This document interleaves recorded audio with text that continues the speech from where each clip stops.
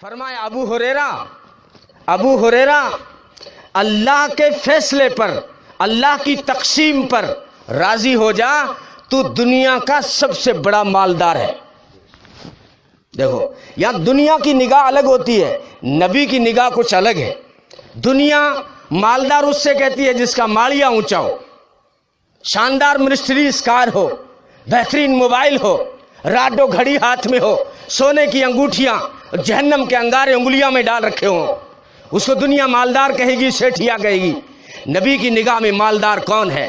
نبی نے فرمایا ابو ہریرہ ورد بما قسم اللہ لک، اللہ کی جو تقسیم ہو گئی، جو اللہ نے تجھے جتنا دے دیا اس پہ قناعت کر لے، اس پہ صبر کر لے اور اللہ کے فیصلے پہ راضی ہو جا۔ اللہ نے جو کر دیا اس پہ تو راضی ہو جا، تو پھر جو ہے تو دنیا کا سب سے بڑا مالدار ہوگا۔ کیوں؟ اس لیے کہ مالداری کا سب سے بڑا جو ہے مقصد ہوتا ہے راحت حاصل کرنا۔ راحت حاصل اسی وقت آئے گی جب دل میں یہ آ جائے کہ اللہ نے بہت دیا ہے، جتنا دیا بہت ہے۔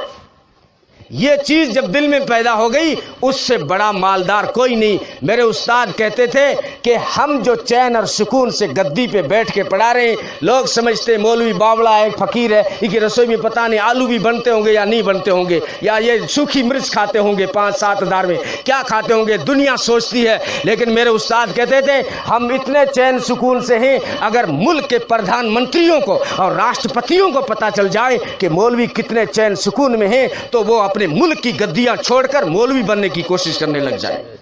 ہم اتنے چین سکون سے، کسی کا ڈر نہیں، کسی تھانے دار کا ڈر نہیں، کسی مالدار سیٹھیے کا ڈر نہیں، کسی کالی کوٹی والے وکیل کا ڈر نہیں، کسی پردھان منتری کا ڈر نہیں، کیونکہ ہم نے تبلیغ والوں سے سیکھا ہے ایک اللہ کے سوا کسی سے کچھ نہیں ہوتا۔ یہ ہم نے تبلیغ والوں سے سیکھا کہ ایک اللہ کے سوا کسی سے کچھ نہیں ہوتا، بڑے بڑے مالداروں سے کچھ نہیں ہوتا، بڑے بڑے سیٹھیوں سے کچھ نہیں ہوتا، بڑے بڑے تھانے داروں سے کچھ نہیں ہوتا۔ لا الہ الا اللہ، بس بات ہی ختم۔ لا الہ الا اللہ، اس کا کیا مطلب ہے؟ اس کا یہ مطلب تھوڑی ہے کہ اللہ کے سوا کوئی عبادت کے لائق نہیں، صرف اتنا مطلب نہیں ہے، اس کے سارے مطلب ہیں۔ مولانا آپ کے سامنے نوجوان عالم بیٹھے ہیں جو ہے آپ بات کی تصدیق بھی کرا سکتے ہیں۔ لا الہ الا اللہ کا مطلب ہے اس کے سوا کوئی کام بنا نہیں سکتا، اس کے سوا کوئی کام بگاڑ نہیں سکتا، اس کے سوا کوئی عزت دے نہیں سکتا، اس کے سوا کوئی موت دے نہیں سکتا، اس کے سوا کوئی روزی دے نہیں سکتا۔ لا الہ الا اللہ، بات ہی ختم ہے۔ جس نے خاکی کپڑے پہن رکھے ہیں، جس کو ہم تھانے دار کہتے ہیں، وہ بھی تیرے میرے جیسا انسان ہے۔ جس نے کالی کوٹی پہن رکھی ہے، لوگ جس کو وکیل صاحب کہتے ہیں، وہ تیرے میرے جیسا انسان ہے۔ اس کے ہاتھ میں نہ نفع ہے نہ اس کے ہاتھ میں نقصان ہے، ہوگا وہی جو میرا رب چاہے گا۔ فرمایا ورد بما قسم اللہ لک، ابو ہریرہ اللہ کی تقسیم پہ راضی ہو جا، تکن اغنى الناس، لوگوں میں سب سے بڑا مالدار تو ہوگا۔ اور کون؟ ابو ہریرہ سے مالدار بڑا کون ہوگا؟ کیا چین و سکون ہے، کھانے کو کچھ نہیں، لیکن جاؤ پوچھو ابو ہریرہ کی روح سے، پوچھو ابو ہریرہ نے وہ چین و سکون پایا کہ دنیا کے کروڑوں مالدار مل کر اس سکون کا ادنا سا حصہ بھی حاصل نہیں کر سکتے۔ ابو ہریرہ اللہ کی تقسیم پہ راضی، اس کا ایک مطلب اور بھی ہوتا ہے۔ محدثین کہتے ہیں اللہ کے رسول کو جوامع الکلم دیے گئے ہیں، ایک ایک چھوٹی چھوٹی باتوں میں کئی سمندر بھرے ہوئے ہوتے ہیں اس بات کے اندر۔ ایک تو یہ ورد بما قسم اللہ لک، کہ اللہ کی تقسیم پہ راضی ہو جا، تو سب سے بڑا مالدار۔ اللہ نے کسی کو مالدار بنایا، کسی کو کم دیا، کسی کو صحت دی، بیماری دی، جس کو جو فیصلہ اللہ نے کر دیا۔ کسی بزرگ سے ذوالنون مصری رحمت اللہ علیہ سے کسی نے پوچھا آپ کا کیا حال ہے، تو انہوں نے یہ نہیں کہا کہ چنگا ہے، انہوں نے کہا کیا حال پوچھتے ہو اس آدمی کا، کائنات کے اندر جو کچھ ہو رہا ہے میری مرضی کے مطابق ہو رہا ہے، میرا کیا حال پوچھتے ہو۔ لوگوں کو بڑا تعجب ہوا کہ ایسا تو کسی نبی کے ساتھ نہیں ہوا، تم اتنے بڑے ہو گئے کہ ساری کائنات میں تمہاری مرضی کے مطابق ہو رہا ہے۔ کہا ہاں میں نے اپنی مرضی کو اللہ کی مرضی کے تابع کر دیا ہے، جو اللہ کی مرضی وہی میری مرضی ہے۔ اب جو ہے جو بھی دنیا میں کام ہو رہا ہے وہ میری اور میرے اللہ کی مرضی کے مطابق ہی ہو رہا ہے۔ جیسے شاہ دولہ نے کہا تھا، اسٹوڈنٹس بھی بیٹھے ہیں ہندی شاہدولہ کا تم ذکر پڑھتے ہو، ہندی ہسٹری میں بھی شاہدولہ سے کہا کہ کیا یہ تم طوفان بنے چلے جاتے ہو؟ کہا ایسے ہی اپنی مرضی سے نہیں جا رہا ہوں، جدھر مولا ادھر شاہدولہ، یعنی جدھر اللہ کا حکم ہوتا ہے ادھر ہی شاہدولہ ہوتا ہے۔ تو ابو ہریرہ اللہ کی تقسیم پہ راضی ہو جا، دنیا کا سب سے بڑا مالدار ہوگا۔ اس کا ایک مطلب اور بھی ہے کہ ورد بما قسم اللہ لک، کہ اللہ نے جو فیصلہ کر دیا اب فیصلے کے آگے چون چرا نہ کر، عقل مت دوڑا اب کہ ایاں کہیں اسلام میں اے کیوں چیز کر دی، تو اپنی عقل مت دوڑا۔ اللہ نے جو فیصلہ کر دیا اس کے اندر تجھے چون چرا کی گنجائش نہیں۔ مسلمان تو کہتے ہیں فلما اسلم وتلہ للجبین کو، کہ جب خواب میں بھی اشارہ کریں تو اسماعیل ذبح ہونے کو اور ابراہیم ذبح کرنے کو تیار ہو جائے، فلما اسلم، دونوں مسلمان ہو گئے۔ تو یہ، اور تیسری چیز نبی پاک صلی اللہ علیہ وسلم نے فرمایا، ابو ہریرہ مسلمان بننا چاہتے ہو اور ایمان تم بنانا چاہتے ہو، حقیقت میں اگر دلی اعتبار سے تم اگر مسلمان بننا چاہتے ہو اور اپنا ایمان بنانا چاہتے ہو، ابو ہریرہ میں آئیڈیا بتاتا ہوں، یہ 5 نصیحتیں یاد کر لینا، کیونکہ اللہ کے رسول نے یہ بھی فرمایا ہے کون ہے جو ان 5 کو یاد کرے اور پھر جو ہے اس کو عمل میں لائے اور پھر دوسروں تک پہنچائے۔ پہلی چیز اتق المحارم تکن عابد الناس، حرام سے بچ جاؤ، گناہوں سے بچ جاؤ، تم سب سے بڑے عبادت گزار ہو۔ دوسری چیز بتائی ورد بما قسم اللہ لک تکن اغنى الناس، اللہ کی تقسیم پہ راضی ہو جاؤ، تم سب سے بڑے مالدار ہو جاؤ گے۔ اور تیسری چیز بتائی وَأَحْسِنْ إِلَىٰ جَارِكَ تَكُنْ مُسْلِمًا، اپنے پڑوسی پہ احسان کر، اپنے پڑوسی کو راضی رکھ، اپنے پڑوسی کو خوش کر، تو سچا پکا مسلمان بن جائے گا، تیرا ایمان بن جائے گا۔ یہ نبی پاک صلی اللہ علیہ وسلم کا بتایا ہوا فارمولہ ہے۔ حقیقی مسلمان دلی اعتبار سے اگر بننا چاہتا ہے تو پڑوسی کو خوش کرنا ہی پڑے گا، ورنہ تو دنیا کا چکر کاٹ کر بھی پڑوسی اگر تجھ سے ناراض ہے، نہ تیرا ایمان بن سکتا ہے نہ تیرا اسلام بن سکتا ہے۔ میں اللہ کے رسول کی حدیثوں سے بتا رہا ہوں۔ فرمایا ابو ہریرہ احسن الی جارک تکن مسلما، ابو ہریرہ پڑوسی کو راضی رکھنا، خوش، اس کا حق ادا کرنا۔ ہاں، جب ہم ماڑیاں اونچا لے جاتے ہیں نا، پڑوسی کے پوچھے بغیر ماڑیاں اونچا کرنا جائز نہیں ہے۔ خوشبودار کھانا بنایا ہے، بچے چاہے مالدار کیوں، متیرے کا بیج ہی کسی نے بھون لیا نا تو امی کو ستانا شروع کر دیتے ہیں کہ آج اپنے گھر میں بھی ہونا چاہیے۔ اور کسی بیمار کے لیے وہاں پہ کوئی چیز بھون رہی ہے تو بچے کہتے ہیں اپنے یہاں بھی سیرا بننا چاہیے امی۔ فرمایا کہ اپنی جو ہے خوشبو سے پڑوسی کو پریشان مت کرنا۔ اگر خوشبودار سالن لاؤ، گوشت لاؤ، پانی زیادہ ڈال دینا، شوربہ ہی پہنچا دینا۔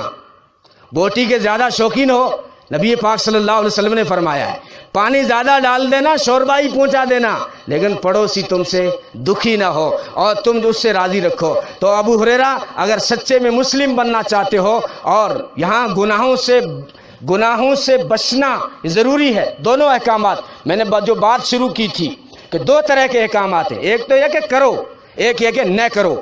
کرنے کا جو حکم ہے وہ بھی فرض ہے، نہ کرنے کا جو حکم ہے وہ بھی فرض ہے۔ نماز پڑھنے کا حکم بھی قرآن سے ثابت ہے، گناہ سے بچنا بھی قرآن سے ثابت ہے۔ آیتوں میں کوئی فرق نہیں کر سکتا، کتنا ہی بڑا مولوی ہو اور کتنا ہی بڑا محدث اور مفسر ہو، کوئی فرق نہیں کر سکتا۔ جس طرح جو ہے نماز کا چھوڑنا گناہ ہے، ایسے ہی شراب کا پینا حرام گناہ ہے۔ غیبت کرنا، کچھ گناہ ایسے ہیں جن کو ہم گناہ ہی نہیں سمجھتے، اور اس میں ہم سب شامل ہوتے ہیں، میں آپ سبھی شامل ہوتے ہیں۔ صرف 2 بتاتا ہوں، اور بھی ہوں گے، 2 بتاتا ہوں۔